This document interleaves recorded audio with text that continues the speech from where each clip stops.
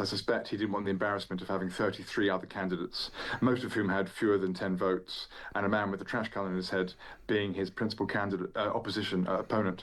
That's the main reason he didn't want to be photographed or be seen there. It would look ridiculous. So he had his party with his people, and Lee Anderson, the party chairman, made a big point this morning about how much he's going beyond the established protocols of parliamentary process and going to his voters. This, I think, is the big reveal of this by-election, I think, which is that Reform and that Farage is saying to the public that your opinion is more important than due process. Now, getting us bang up to date, we're going to be talking about the election, the by-election in Clacton, which was concluded earlier, but a parliamentary investigation into Nigel Farage has resumed following that victory in Clacton. Farage secured 63% of the vote, while Count Binface recorded his best ever result in a contest which was boycotted by all the other major parties. Reform UK has hailed the outcome as a resounding victory, while rival parties have dismissed the by-election as a political stunt.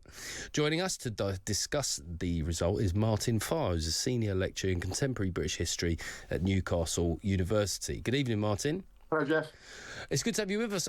First up, is there any real precedent for what's happened here? The only one I can think of was that David Davis, and it was something to do with detention for terrorists. But this exact process, the way it was triggered, the way it's been resolved, is there any precedent that you can think of? That's the main one. There was one other with in West London with Zach Goldsmith, who also called a by-election over Heathrow expansion. Both were re-elected, and actually Davis had a higher turnout than Farage. I mean, they're essentially, I mean, it depends who you ask, of course, but they're principal positions or they're egocentric statements. In Farage's case, it's much more important because he's a party leader, and he is the party leader who is most likely to be Prime Minister in the event of a general election. So it's hugely important. Where are we compared to this time yesterday? I mean, we expected the result. The parties didn't stand against him. It was obviously going to be the case he would be re-elected. In fact, the reason they didn't stand against him was because it was clear that Farage would be re-elected, even with Labour, Conservative, Lib Dem, Greens contesting the seat. So they backed away, thinking it was a stunt.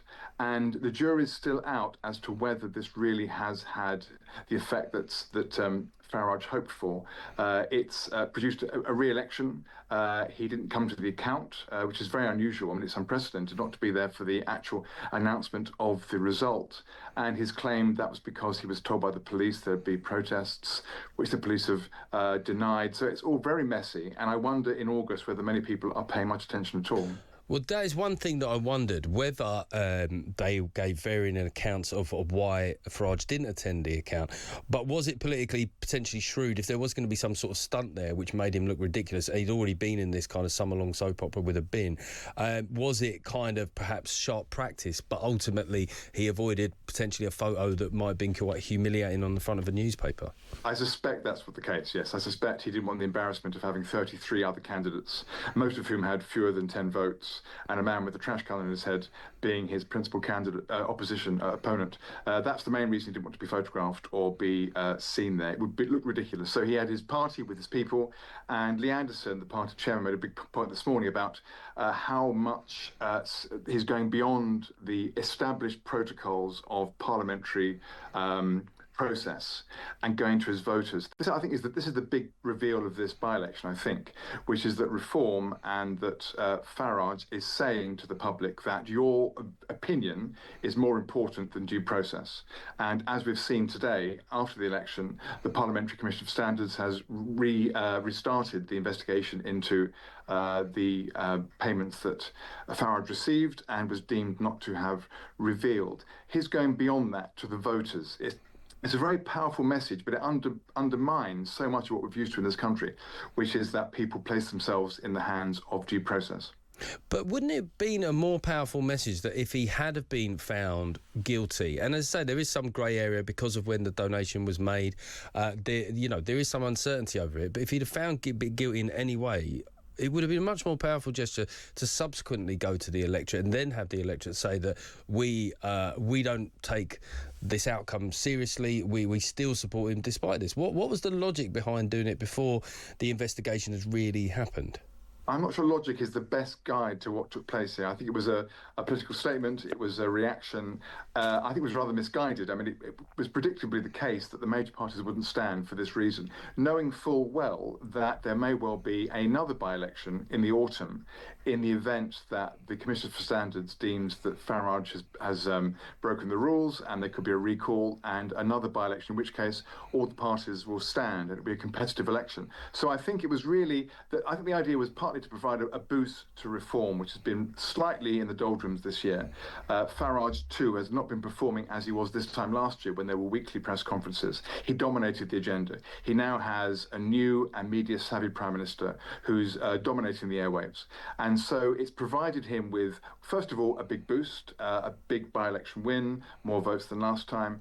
Also, it's provided Reform UK with enormously detailed intelligence on Clacton and their voters in the event of a further by-election, or indeed the general election of a couple of years, 3 years hence, 2029 probably.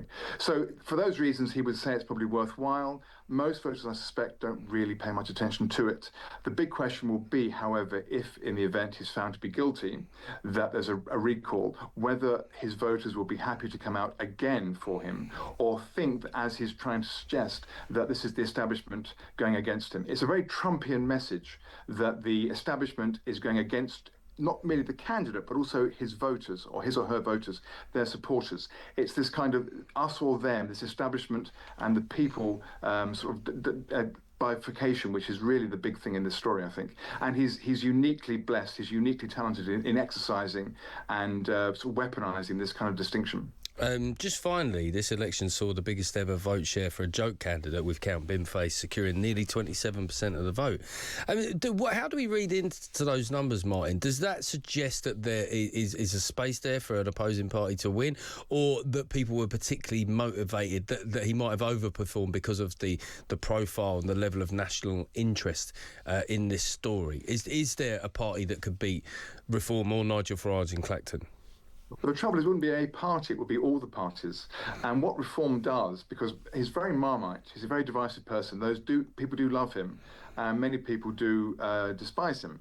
And Reform has this kind of disciplinary effect on the parties, that they will vote to ensure that the Reform candidate doesn't win. So it's quite possible, as we've seen in Carmarthenshire, in Scotland, in the last 18 months or so, that left of centre or centrist voters, even some Conservatives, would rather not have Reform as their representative and would therefore vote tactically to ensure that the candidate doesn't win. That, I think, is the most effective example we've seen in our politics in 30 or 40 years of so-called tactical voting, that there's someone that people are so far against rather than for. And that's partly why Andy Burnham, I think, is always been a supporter of electoral reform and is quite keen for voters to vote for those they want to vote for positively rather than those who want to vote for negatively. And so we may well see Labour Party having in its manifesto in 3 years' time some kind of commitment to electoral reform to ensure a positive rather than a negative vote. Martin Farr, thanks very much. That was Martin Farr, Senior Lecturer in Contemporary British History at Newcastle University.